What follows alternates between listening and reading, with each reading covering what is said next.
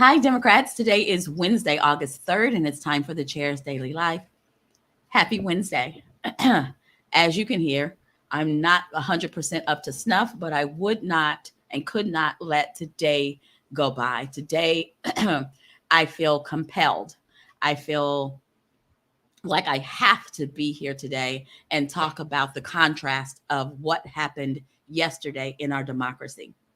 So, the first thing I want to talk about is my big why. When self-help gurus, sales gurus, they always ask you to identify your big why. Your big why is something that you connect to emotionally. It's the thing that keeps you going when it gets tough, or you can look at it as your mission or your purpose.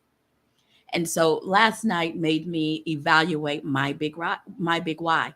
I've always said my big why was that I was going to always vote as a Democrat and I want it to matter in Oklahoma.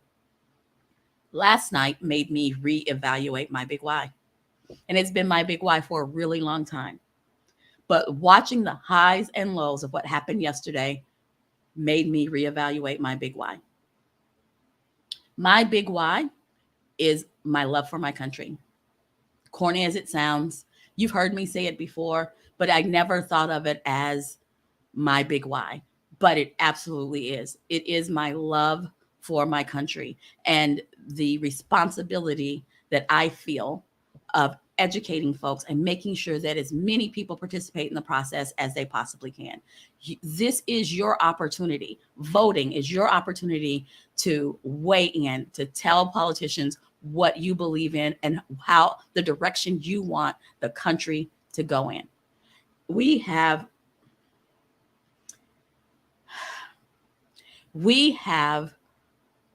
a democracy, a representative democracy. And so it's not somebody takes over the country and gets to be the king until he dies.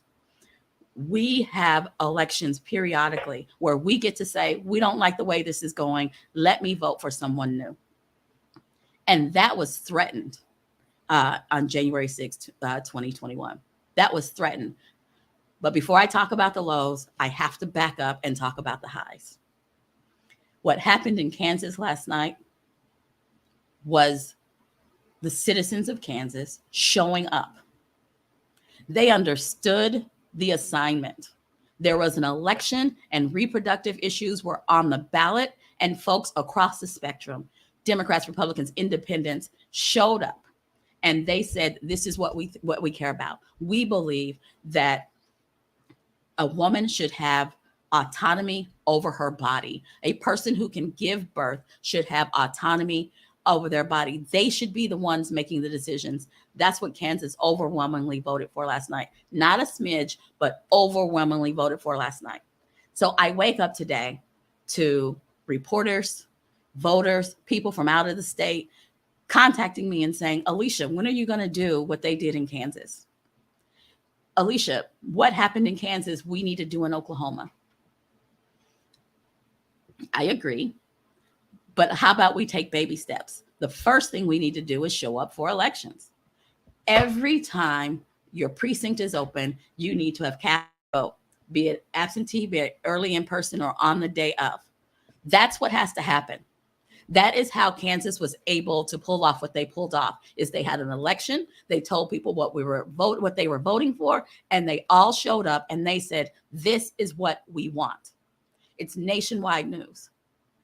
Meanwhile, in Oklahoma, we have voting across the board.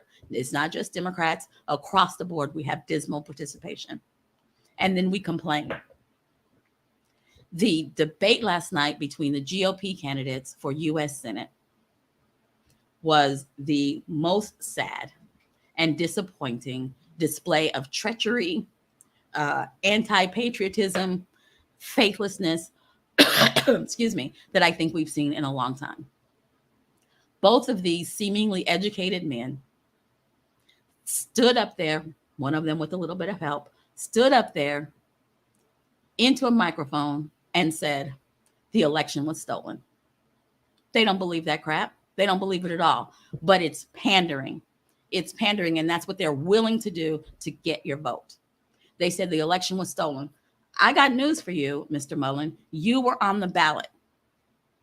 So is your election valid, or was it part of the big lie? Was it part of the big steal? You can't have it both ways, sir. You cannot have it both ways.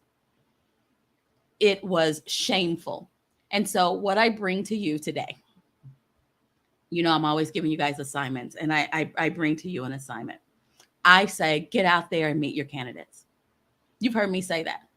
But I'm going to ask you to ask them what their big why is. And if they say crap like, I want to hold office, that's not who we want. And that's who Markwayne Mullin is. He said, I'm only going to run for 3 terms, and then I'm going to go back and run all of my little businesses. And we're in term number 5, and he's running for another office. He grew up and decided he wanted to be a politician. He never talks about taking care of Oklahomans, which is what I vote for. I want someone whose big why is to take care of Oklahomans. And a lot of times when you talk to real servants, what they want is, they'll tell you, my big why is I want folks to have access to health care. I want folks to, I believe in the sacredness of our Constitution and public education. I say I want everybody to have access to the ballot box, be educated when they get there. That's what I say. What do they stand for? None of our federal delegation talks about taking care of people. James Langford, for Pete's sake, voted against protecting veterans against the burn pits. If that's not someone who doesn't care about our democracy and care about our people, I don't know what is. We have a real choice, and we have 97 days to make that choice. And so I'm here again begging you to get involved. Don't sit around and wring your hands that we're not Kansas. Don't sit around and wonder why the other person didn't show up, or wonder why someone hasn't come to rescue us. We are the they that we're waiting for. It's not some big magic. It's not. All we have to do is get together, educate ourselves about who's on the ballot, and then freaking show up. And if you can't show up, do an absentee ballot. But you have to cast your vote, because they get to stay there as long as we stay at home. They get to be career politicians. I mean, T.W. Shannon, where the heck did he come from? He's been out of the scene, giving speeches, not doing anything specific that takes care of Oklahomans. He just all of a sudden said, here's an opportunity for me to hold office again. Let me see whose rights I can stomp on, because I haven't forgotten. It's because of him that we struck down a big affirmative action case. What is their big why? It's not looking out for Oklahomans. So one more thing.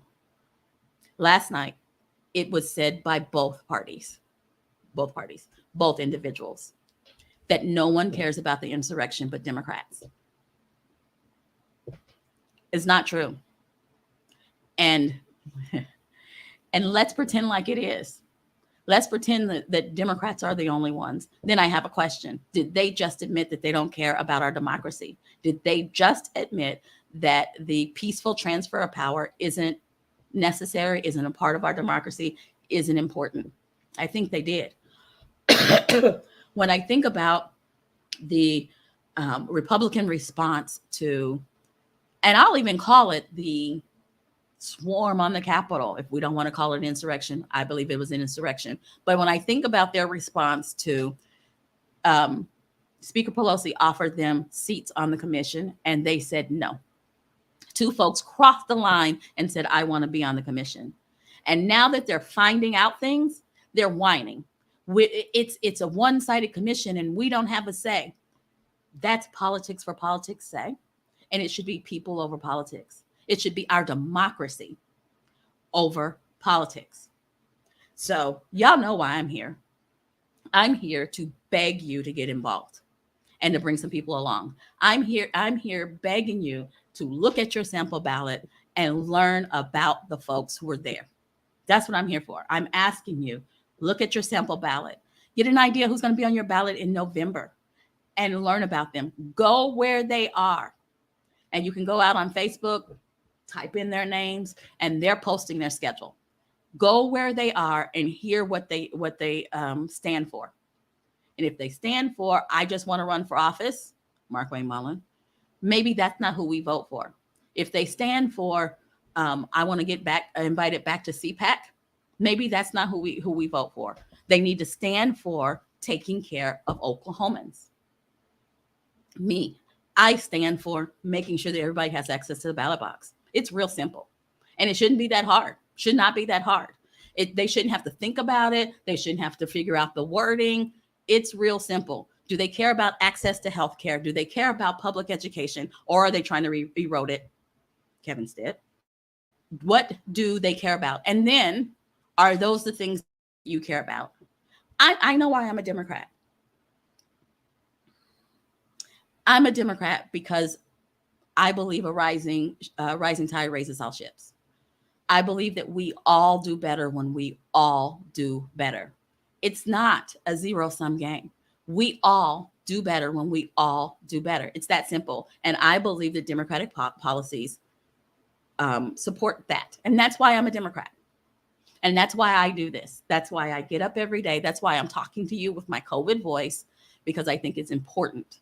It is important that we remember why we do this, and we remember that we have to do this. So if you made a tweet or a Facebook page or called someone with tears in your eyes about being so happy about what happened in Kansas, hear me when I say it was not magic. It was not magic. I'm grateful. Shout out to Vicki Hyatt, the chair of the Kansas Democratic Party.